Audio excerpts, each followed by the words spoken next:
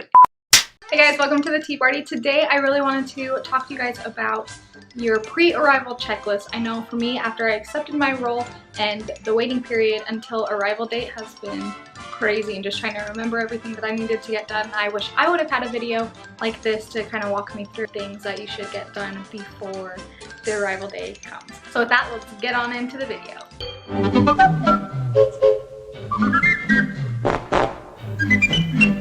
First item on the list is roommates. After you're accepted, then it's like real life. You're actually going to the program, so this is when I was like, okay, cool, I can find my roommates now. I found all of my roommates through a Facebook group, and how you find your Facebook group is you just type in Disney College Program and then whatever semester you're going in. So for me, it's Disney College Program Fall 2016. And through that, I posted my roommate survey and I was able to find my roommates. Later on, I'll explain how you link up with all of them for rooming.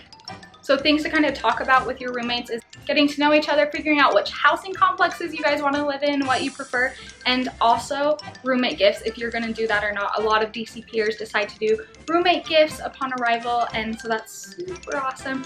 I went shopping yesterday for my roommate gifts and I vlogged while doing that, so I'll give you guys a few sneak peeks. If you guys can guess what I'm making my roommates for the roommate gifts, go ahead and comment down below.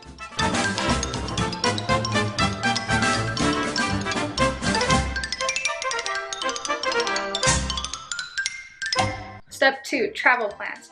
So there are usually two ways that people get to the Disney program, and it's either by plane or by car. And obviously if you're going by car, pretty easy. Just make sure your car is all registered and up to date and everything's running smoothly and you're good to go. For planes, flying, which is what I'll be doing, it does take a little more research because you want to find the right flight for you. What I did is I looked on studentuniverse.com, and that's a site that gathers a whole bunch of different companies and lists everything so you can see your best options, whether it's the cheapest or different times. And so I did that, and then from that I found 3 different flights that I was interested in looking more into, and I just went directly to the site. So for example, one of the ones that I was looking into was flying with JetBlue or Delta, so I went to their direct site, so JetBlue and Delta, and I ended up deciding to go with JetBlue because it was just better options, non-stop flight, all that awesome stuff. Also, a lot of people wonder, should I fly in the morning of my check-in day or should I fly in the night before? I personally, I'll be arriving the day before check-in because I wanted to make sure that I was in Orlando even if there was delays and not be stressed out about that. So that's just kind of a personal preference. You will not know your exact check-in time until 10 days prior to your arrival, so I just wanted to be safe. Step 3, luggage. So after you have your travel plans, you'll have a better idea of what kind of luggage you'll need. Obviously, if you're driving, then luggage may not be as big as of a deal because you can pack in all sorts of boxes and stuff and shove that into your car. Whereas for those of us who are flying, our luggage has to fit certain standards. Make sure you know the luggage dimensions that are allowed on your plane and that your suitcases matches that if you are flying. So for me, I looked everywhere for luggage. I looked online on Amazon, I looked at local shops like TJ Maxx, Ross, JCPenney, Dillard's, and I looked around a lot before purchasing. This is the luggage that I finally decided on. I got it from TJ Maxx for $180 for the 3-piece set, so I have 2 checked bags and 1 carry-on, and I'm hoping that I can fit all of it into the biggest checked bag and 1 carry-on, and then I'll have my personal item, which is everything that JetBlue accommodates for. And so I'm so excited, super cute luggage, and I love it. My item number 4 is to educate and get pumped up for your program. How I've done that is I have watched tons of YouTube videos. Some of my favorite bloggers I'll link down below. Item number 5, create a bucket list. So I know a lot of people do this for their programs, so I'll give you my short bucket list, my top 4 items. So item 1 that I want to do is I want to check into a theme park every single day. Item number 2 on my list is I really want to work at Mickey's Not So Scary Party and the Christmas party because I think that would be so fun. Number 3, I want to ride all the rides and see all the shows.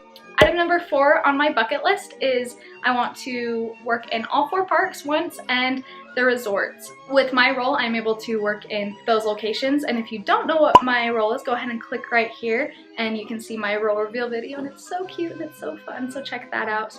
It'll also be linked down below. So item number 6 on our to-do list is the new hire paperwork. Disney will send you a link to the new hire portal, and on that portal there will be all the list of things you need to read and fill out. Some of the things that you will complete in your new hire paperwork is like your W-4 for taxes, You'll fill out your emergency contacts. They go over the Disney look, safety begins with me, policy manual, you'll set up direct deposit. So a bunch of important stuff that you have to do, so make sure you get started on that right away. It's super easy, it walks you through it.